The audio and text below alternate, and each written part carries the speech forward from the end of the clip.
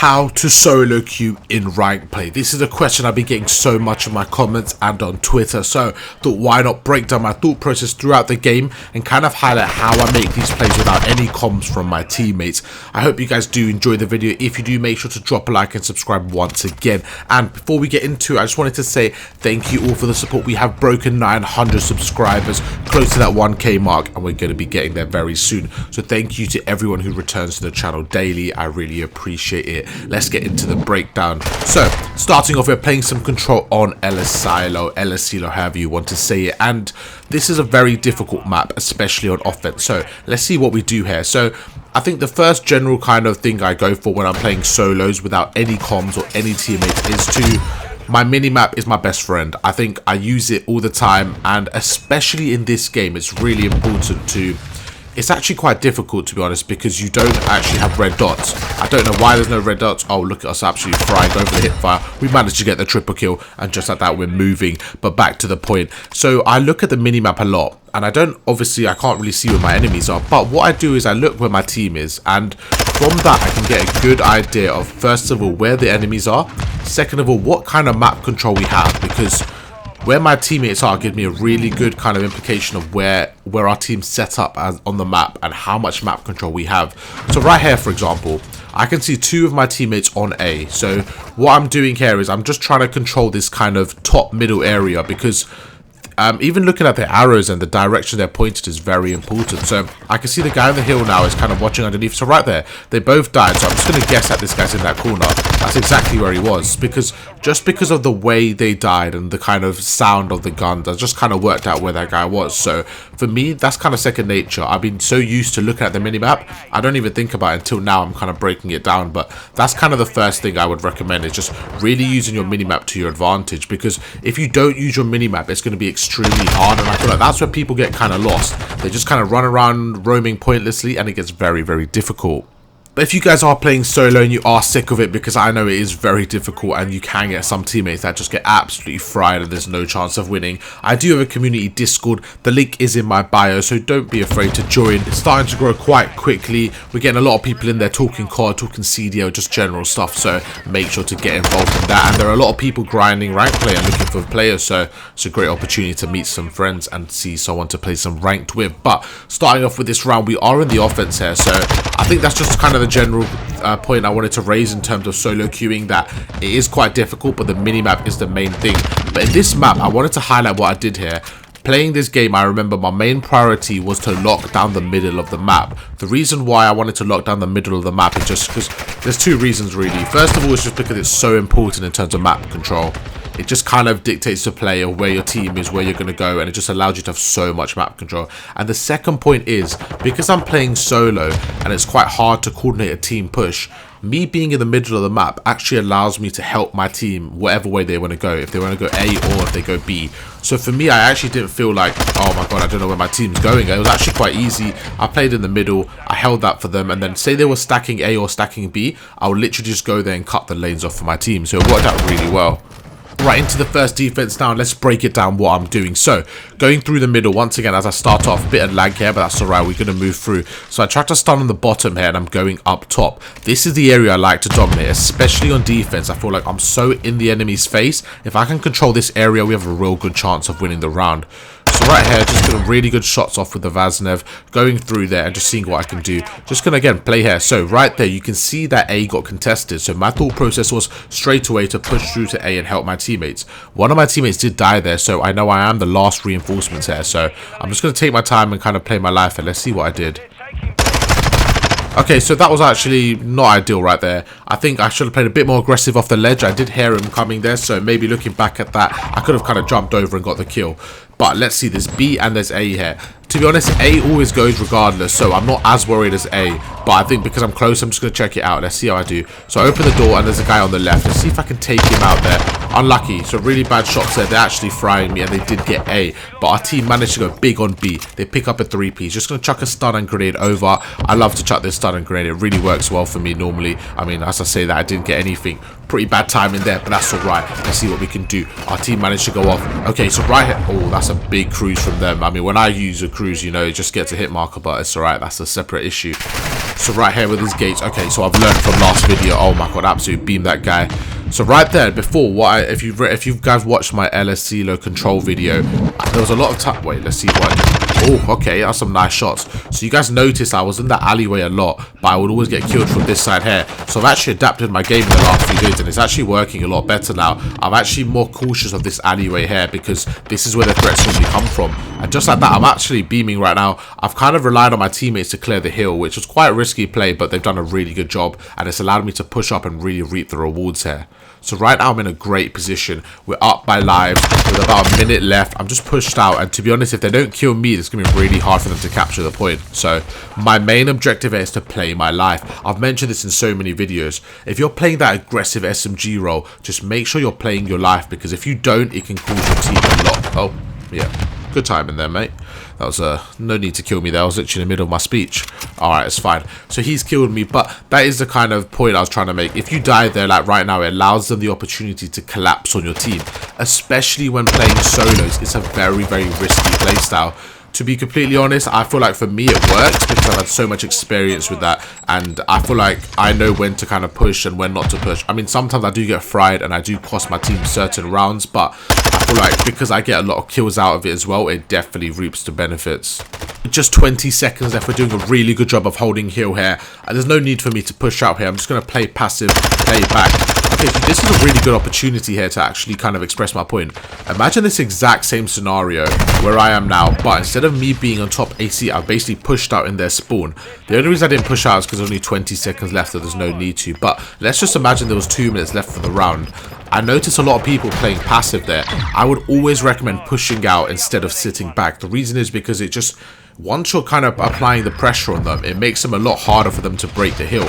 Just notice on your side, imagine if you were coming from offense and you were attacking and you had someone with a submachine gun around that area just kind of playing around your spawn. It's a lot harder to go through and make a play than it is when you're kind of just sitting there playing by yourself. So that's kind of the main reason why I like to play aggressive. It just gives the enemies less of a chance to kind of group up and work together. But on to the next offense. It's 1-1. Offense is so difficult on this map. I mean, to be honest, it's just difficult in control generally, but let's see what we can do. I think we maybe might be able to win this one.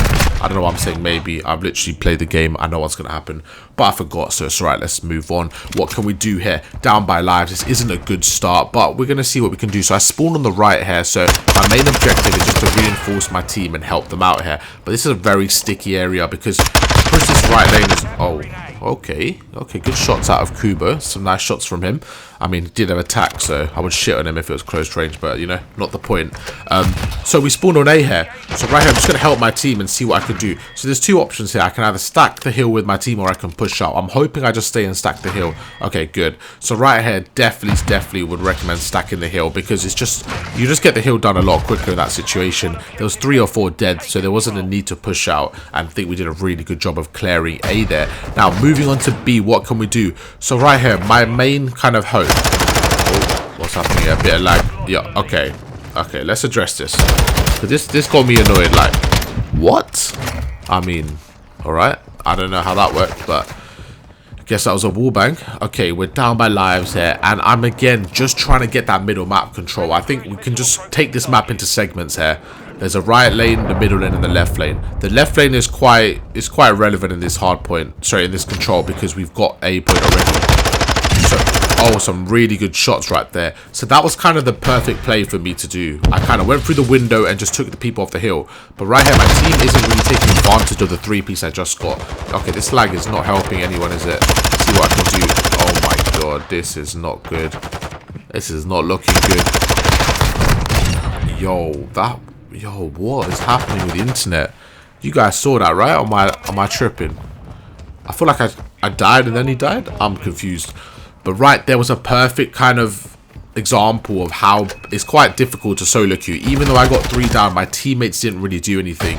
They just kind of sat there and played passive, even though that was a perfect opportunity to play aggressive. So Another tip I would say, if you are playing solo, really play off your teammates' kills and don't be the guy that sits at the back. Really play with the aggression, because I feel like most people play the passive way, so I feel like it's a lot more easy for people to sit like that. So if you are trying to improve and trying to up the ranks, I would recommend maybe upping your playstyle, playing with a bit more aggression and take the fight to your enemies. There's two reasons why I think it really helps your game. First of all, it just allows you to understand the game more. The more engagements you get, the more understanding you get. And another thing is, it just improves your gun skill. I mean, it's just repetition at this point. The more gunfights you get into, the more situations, the more kind of, just the more reps you get, it's just a lot better for you and you learn a lot more. So if you are trying to improve your playing solo, don't stress too much about the victory. Play a bit more aggressive and just play to learn, play to improve, and the wins will come with that. We gave it a good run here. We managed to get the whole of A and we managed to get 1 tick of B, but it looks like the round is over and we're going over to our defense to see how we take that one. So with control in Modern Warfare 2, to be honest, it was literally the exact same in Vanguard. It's just very defense heavy, so what you have to do is just make sure on your offenses you just get more ticks than your opponents do on theirs, and allows you to get the defense in the round 5, which is such a horrible way of playing. It's so boring sometimes, and you know, things have to change for that, because this game mode isn't ideal.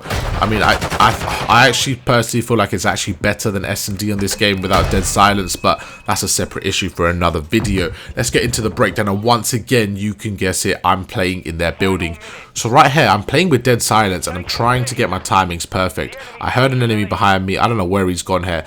So looks like I'm quite distracted here. I feel like I should have just done my normal route to B, but let's see if it works out anyways. So we get 1 kill there, and I have mentioned in a previous video, but if you weren't aware, that in that area there in the alleyway, those metal gates actually give you no aim assist. So it's quite a hard shot to get through there, but I don't think it's too impossible, so you can work around that. But if you notice your shot getting a bit windy there, don't worry, it's not you, it's actually no aim assist. And now again, I'm just holding this area. We managed to get 1. I think this is where we actually pop off, so make sure to stay tuned for this bit here. So we get 1 here, we managed to get the second guy, some good headshots, absolutely frying that guy, and we're just going to use our dead silence to kind of make a play. Ooh, snapping onto the third, and this was the play I was talking about. We're just feeling ourselves here. And again, I'm looking at the mini-map. I'm playing solo, so there's no comms from my teammates. So what I'm doing is straight away, I'm going to the right side because he looks like he needs the most help. There's 2 enemies, there's 2 players on my team on the left. There's only 1 on the right. So instead of letting him die and the enemy stacking A, I actually went round and helped him as quick as possible. So right here, I'm just being a real nuisance in their spawn. I'm not allowing them to breathe. I'm just trying to get kills. Even if I can get 1 or 2 kills on their push, at the end of the game, it will really add up and help me massively. Oh my god, we're actually feeling ourselves here. We're absolutely frying. Managed to get 1 more, chuck a stun out, go through, and this is it. This is pure domination in this final round. Exactly what we needed. Yo, I feel like they're lag switching me after me frying them, man. I'm putting me into 1,000 ping. But looking at the ticks right there, we managed to get 4 ticks on our offense. They've only managed to get 2. So, you know, it looks like we're going into defense for that round 5. Oh, okay. Great win right there. Let's take you to the round 5. I mean, we should have defense. And yes, we have defense, which really helps us out. Again, I don't know why I'm surprised. I literally played this game yesterday and I knew exactly what was happening, but that's all right. We've got defense in the round 5, and once again, I'm back to my favorite spot. But it looks like they've adapted. They've done a different route and they've actually countered me. So I was kind of stressed in the situation, because the one thing about offense is if you get 4 down, it is very easy to stack a heal and the game can change in the flip of a switch. But a big cruise missile right there. I say big cruise missile, I did hit the ceiling, but I could see exactly where the enemies were. I distracted them for a very short amount of time and did absolutely nothing useful for my team. So that's a very good start. And just like that, they've managed to get A. They just did a really good job there, to be honest. They got the kills and they stacked the hot. They stacked the point. That's exactly what you need to do. And that's something we didn't want. We didn't want them to get a hot start, because now they have 2 minutes to take control of B. With 1 4 down, 1 squad wipe, they're going to get the objective. So it's my mission to stay alive and make sure we win this round. Okay, so Kieran knows what I'm doing. He knows I'm playing on that top room and he's decided to counter me. Unfortunately for him, I'm just better than him and I'm going to gun him every single time next time. He was sitting in a corner, so, you know, we'll let him have that 1-0 to him. Oh, there you go. There's my revenge. 1-1. Okay, so there's a guy on their little... I don't even know what that room's called, but let's call it their little headquarters. So he's chilling in their headquarters. He's just a bit scared. Okay, so that guy right there, he was just kind of not helping his team. He was maybe going for a flank, but... you know, that's alright. I'm gonna... Oh, let's see how we approach this gun. Oh, okay. Kieran. 2-1 to Kieran. I'm actually keeping track, you know. This round 5, I'm keeping track. Let's see what the score ends up being. But with over a minute left, things are looking good right now. The lives are even, but the one thing we don't want is them to get a 4 down. So I'm just trying my best to get the kills. We managed to stun the guy there. There's a guy behind me. I didn't even see him right there. Okay, I remember in that moment being really confused where the guy came from, but yeah, I've just managed to see him there. So, okay, 3 people down on my team. This is bad. This is where I have to clutch up. Let's see what I can do here. So I'm just making sure no one's behind me to get the shots off, and I'm going to see if I can go around the corner. And just like that, I get beamed. He was up the window in top headquarters. Things are not looking good. It is another video, another controlled choke on Ellis Silo. It can't be. We get the stun off, but our teammate goes big for the 2-piece.